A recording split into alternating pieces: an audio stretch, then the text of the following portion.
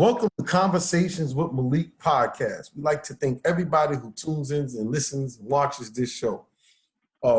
Please don't forget to follow us at convoswithmalik.com, convoswithmalik.com. There you will find all our social media links. Check us on Instagram at conwmalik. We're on Stitcher, Spotify, Apple iTunes, Podbean, and listen, Conversations with Malik, Facebook page, and YouTube. Like, subscribe, share. Okay, and I would be remiss if I started today's show without, just giving a shout out to anybody who has lost anybody during this COVID-19 crisis that I'm personally tired of. Mm-hmm. I'm so over this shit. I'm past over it. Okay. And, I'm just and listen, and Chris, I'm going to introduce you, but for all the listeners, and people who listen to me and watch me, I go on a one rant a day about my frustration. I'm an extrovert. So this whole stay at home, this shit is for the birds. But right. I understand the seriousness. I understand that lives have been lost. I lost people close to me. I just got off the phone from an hour for a friend of mine that was struggling with it. He just got out the hospital. And even he was like, he's tired of this shit. So he said, listen, I am the quiet, so I can talk. Okay. He said, I was 50-50. I was in the hospital 2.5 weeks, 3 weeks. So he said, I could talk and I'm tired. So with that being said, but in all honesty, I know people personally who've passed from this, and to everybody who is on the front lines, people who are now considered essential workers, which are underpaid and underappreciated, and they're gonna go back to being underpaid, underappreciated. And I know it's popular to say, but I'm saying it because if you appreciate their asses so fucking much, give them raises now. Give them raises now. Mm-hmm. You want to holler out the window and scream hooray and yay and all that, you know what? Start a GoFundMe or Cash App or whatever it is and give them your money. And that's what I got to say. Now, with that being said, I would like to welcome a friend of the show, someone who I've interviewed before, who there's a lot going on. The heat is on him. I can see the heat smoking his shoulder blades right now. And I give you Chris Weaver. What's going on? Hello. Nothing much. How are you? Well, a lot is going on, actually. Well, yeah. I was about to say, what do you mean nothing much? The reason we're on, because a lot's going on. How you doing, man? I'm good. I'm doing well. Okay. So, your ass is in the fire, right? Mm-hmm. I can smell the barbecue literally coming off your ass, right? Yep. And I know your people from your team, and we were talking. And by the way, you have people who love and support you. Oh yeah. And on a real deep level, and I know some of those people, and I'm just saying, I just want to tell you that they really love and support you. So before I start, Thank you. I definitely want to shout out Vaughn, even Daz, who made this possible. And if you look, she's everything. And you're looking for somebody to stick in your corner, but that's not going to play, that's going to call you on your shit, call Yvonne. Yep. That's for sure. Now, because I don't play with Yvonne. She's running this interview right now. Yeah, I'm sure. Look, and that's my girl. But when it comes to this, she don't play. Yeah, I don't want to make a mistake because I don't want to get yelled at. Yeah. She don't play. But listen, okay, down to you. Listen, I read the article, and I'm gonna let you get into everything. You know what? Tell me about Rona Rave and what happened. You give me the backdrop. Break it down. All right. So it was last Monday. Night, Actually, last Monday afternoon, I get a text saying, "Hey, like, we're doing this this party, like, come to this, location, and it should be great." And so Come I'm to talking a to party. Come to a party. yeah, Okay. uh-huh. So I'm talking to some of my friends, and I'm like, so we're like on the fence, like, do you want to go? Do I want to go? I don't know. So we go, and so we said, and I remember we said, if it's not good, we're gonna make a pact that we gonna get out of there right after. And so we went, and we saw a bunch of, you see, of course, you see tons of people you haven't seen since this whole lockdown started. And, we're having a good time and stuff like that. And I remember people like having their phones out, and I actually remember Ian Frost. I remember the video that we took that did make it onto his Insta story. So we got back home, and that morning, I heard a conversation because I actually ran into Ian, and he had just got a call that said, take those videos down. And I got it back to my apartment, and I was like, what's going on? And so by this time, I was getting ready to go to sleep. So I went to sleep, and I don't think I woke up till 6 p.m. on that Tuesday, and I had a ton of messages and emails and, how are you all right? And I'm like, what's going on? And then I get like 4 or 5 texts from Yvonne. And so I call Yvonne. Yvonne goes, what the hell is going on? And I'm like, what are you talking about? And she brings it up, and I was like, are you kidding me right now? I was like, really? And so, and then the next thing I know, this whole thing, it exploded, and I was doing an interview with the Daily Beast, and I thought, okay, well, maybe that'll be it. And then you see all these other news media outlets, and then you see everybody on Facebook and Twitter, and it was just like, it was crazy. It was unreal. So let's walk this back. Now, you get an invite to a party, right? Mm-hmm. What is going through your brain when your neurons and electrons were processing in the part of the brain that processes decision making? When you were processing the word party, what was going through your brain? In my mind, well, I was like, on Monday night, I was like, that's what we're gonna do. To be honest, pandemic, Corona, none of that was it was not a thought at the moment. Okay, but okay, when we hear parties, there's difference between parties, get-togethers, a small album release. I've been to all kinds of things, right? And on how it was presented to me kind of gave me an idea of what it was that I was going to.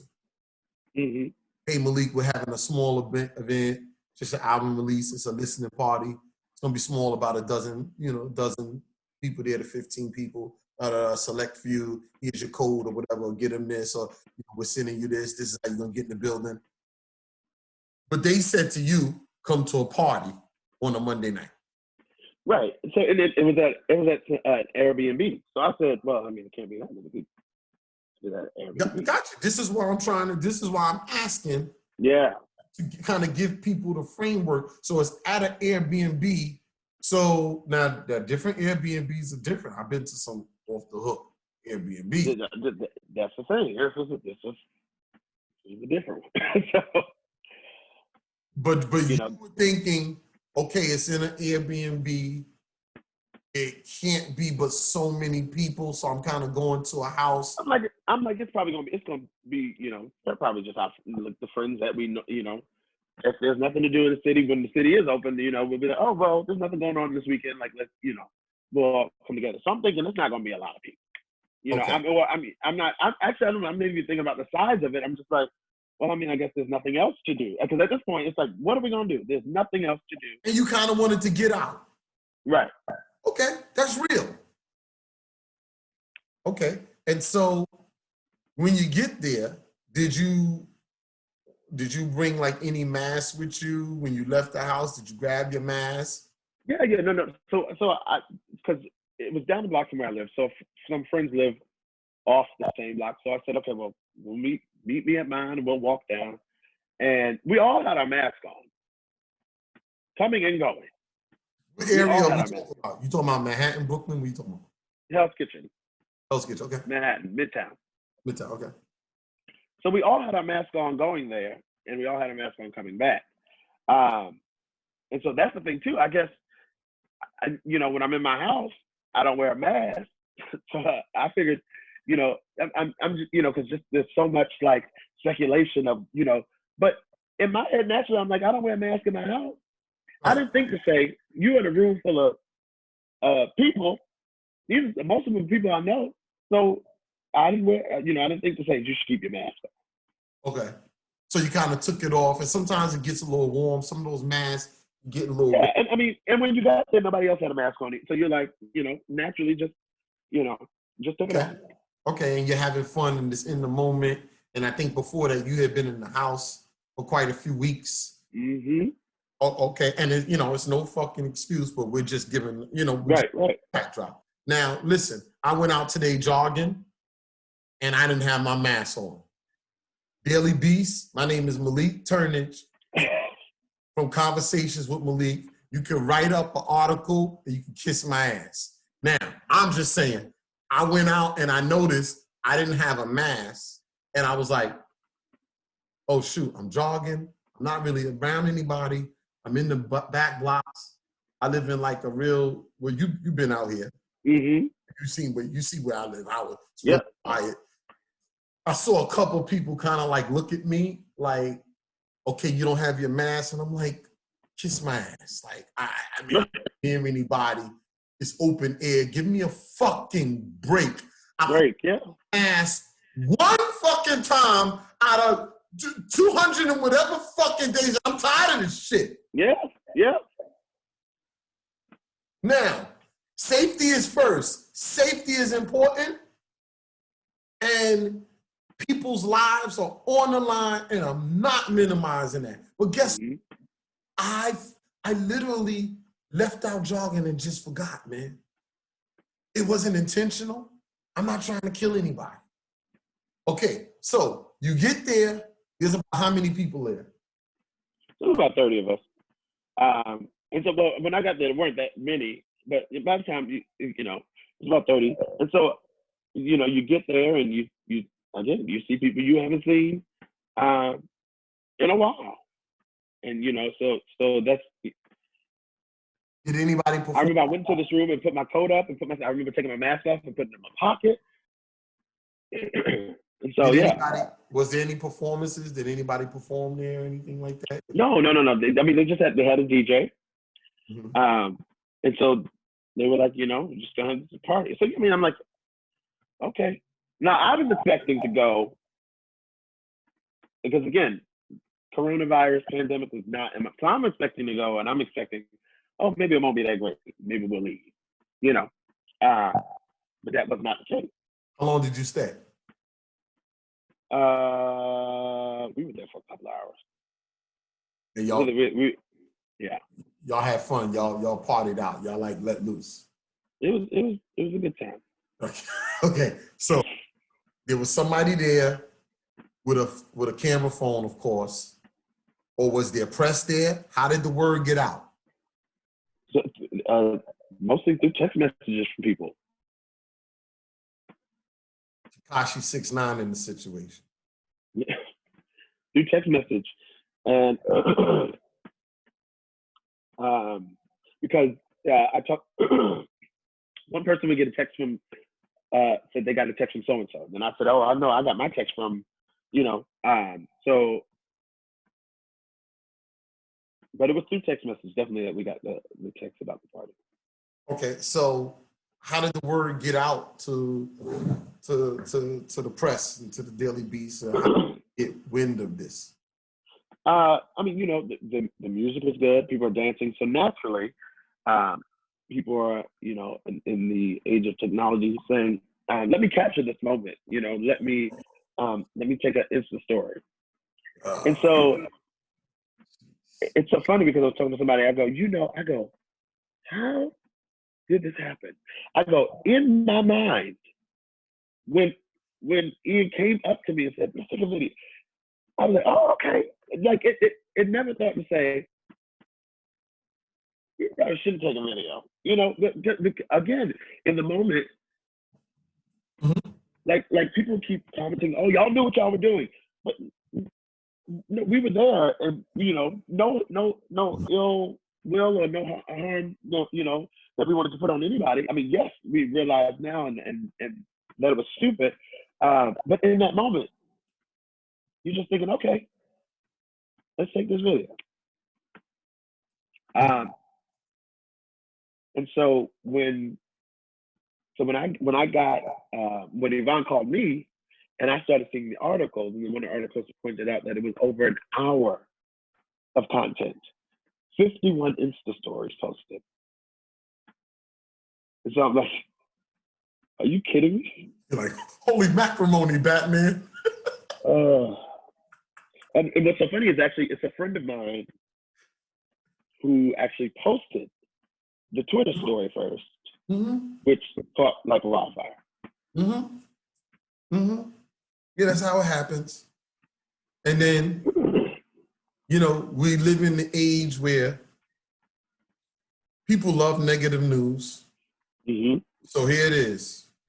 Chris Weaver. They're not social distancing. So why did you become the whipping boy? Well, I will say that it started with Ian, and then went down to the DJ Alec, and then it came down to me and actually all these people were commenting, good thing I don't see no black people in there. And of course, somebody goes, well, there was one. And so it was me. And so that alone was just like, oh, that was, you know, it was hard to deal with that. But so everybody, you know, had deleted their social media accounts by this point. And I don't know, I was like, I'm not gonna do that. I'm not gonna do that. And not saying that, and I've said this, I'm not saying that they were wrong. Like for them at that point, that might have been the best thing to do. But I was like, I'm not gonna delete my social media. Yeah, I'm just not gonna do it. I was like, I'm not gonna let people comment and run me away or run me into a hole and then have me like, you know, be scared to face the consequences of what I've done. So yeah, and I told Yvonne, I said, you know, I'll address it. And so she was very much on my side in that. And so she said, I think you should apologize. And I thought about it. And so right before I had to do the live, I think about an hour and a half before I had to do the live, I called her. This was the next day. And I go, this is Wednesday. And I said, so this live, I said, first of all, I'm not apologizing. I said, I'm not doing it. You said you're not apologizing. I said, I'm not apologizing. Okay. And I told her, I said, I'm so thankful and I do respect the first responders and, you know, people on the front lines, the doctors and nurses and such like that. But you did apologize. But the articles came out saying I was non-apologetic because I never actually said the words, I'm sorry. Okay. So talk to me about cancel culture and where they have you pegged right now. What's going on with you? You being blackballed, blacklisted? What's going down? And so, I mean, because we're shut down, there's really no sign of, I don't really know what's happened there. But so, you know, in pop culture and in particularly LGBTQIA culture, there is you know, if somebody does something wrong, we cancel them. Like, for instance, gospel singer Kim Burrell, she was at the top of her game. Hidden Figures came out. She did a song with Pharrell, and then she came out with that message against homosexuality. She was canceled.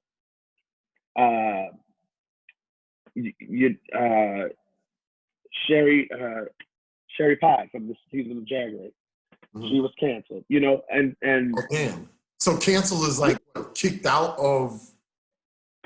You know, it's saying like we want to get you off, like to some extent. I can see we want to get you off the platform that you're on because you can pose a danger. Damn.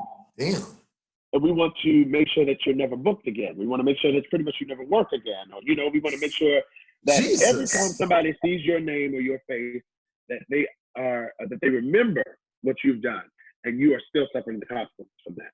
You know, you're canceled. Right, and so it's all designed to like punish and penalize somebody because maybe they didn't live up to the standards of what a LBGTIA, etc. person should be living up to. Pretty much. So that, you know, and I was who's the like? Okay, so it's like a collective thing where the snowball starts and then everybody jumps on and says, "I agree, I agree, I agree." You're canceled. I mean, pretty much. That's pretty much what it is. Forever and ever. Amen. Like, well, and that's the thing. There's nobody to say. This is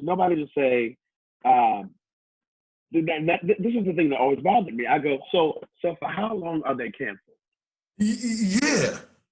Because we've dragged them.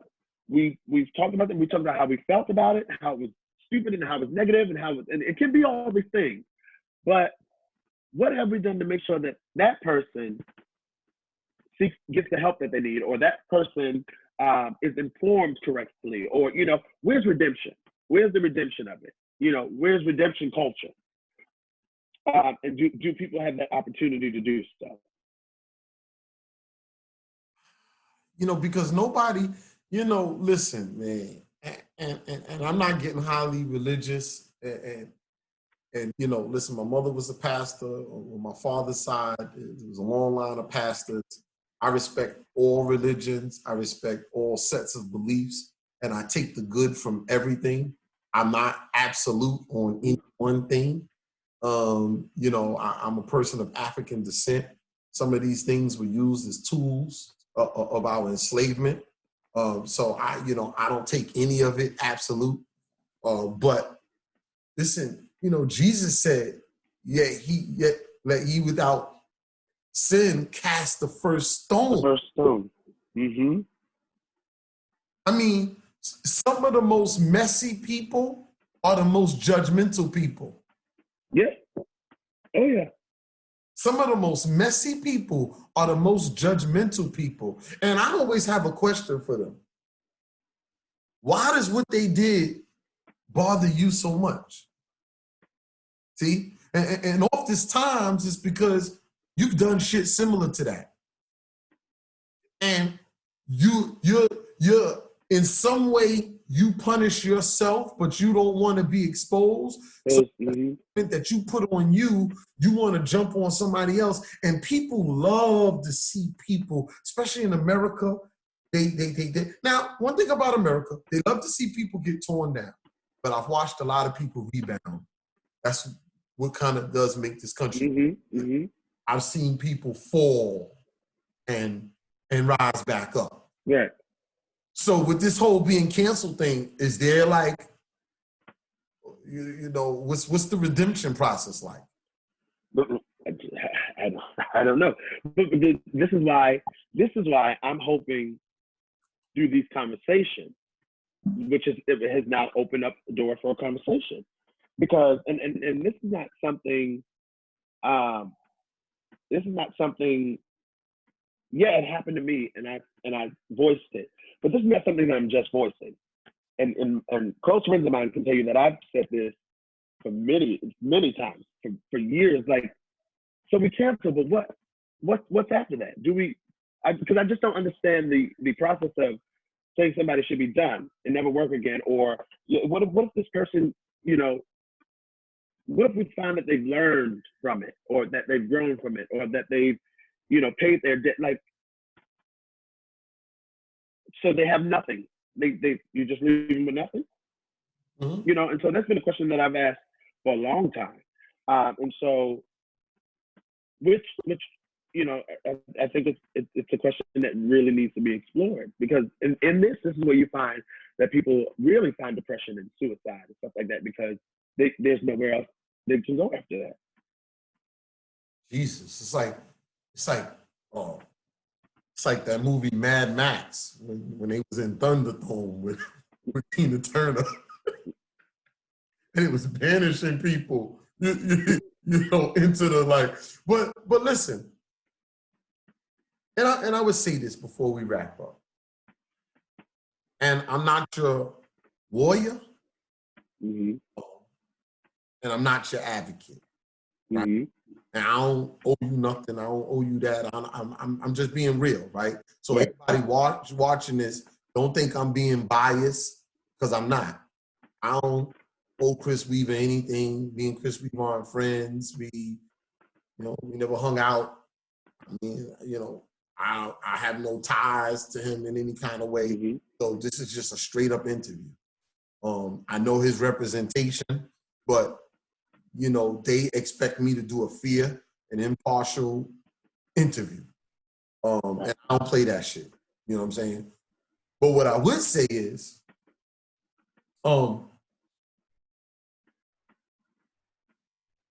this whole thing with somebody being, and yes, people do things in society where it's like, okay, we need to tap that ass. Mm-hmm. And if this is part of your, you know, you gotta get a little spanking for this. Cool, it was other people there. It wasn't just you. People, I mean, there were people out at Central Park, out at Brooklyn Bridge, Prospect Park. There was a whole lot of people out, especially this past week when it was nice. Mm-hmm. Don't get it twisted. Chris Weaver was not the only one. Okay? Now, for the most part, I would say maybe the 30 people there made a decision to, I haven't been to any outings, right? The 30 people there put each other in jeopardy. Put each other. I was in a supermarket. Where was I? I was somewhere. And there was somebody in there that didn't have on masks. They didn't get fucking canceled. I mean, like, let me say this. A lot of the people who are going so hard about people who don't have on masks or putting other people in jeopardy, a lot of those people haven't even lost anybody, right? You know, some of these people jump on bandwagons. This is this is a new cause. You know, I was talking to my cousin last night, and he lives down in Virginia. You know, and he said he was in this shopping place, and like, you know, three of the white people, like, just because he got too close, he didn't even realize they was there, and they were like, "Oh, social distance, sir, social distance." Like, listen. He made a mistake. Mm-hmm. He's a human being. He's not perfect. Okay? You know, right or wrong is really in, you know, listen, you know, there's worse things you could do to get canceled. Nobody's beyond redemption. I've kind of followed you, you know, since you've been on the floor. Since you've been, I kind of look at what people do and what people don't do. I don't see you as somebody that deserves to just be canceled. Thank you.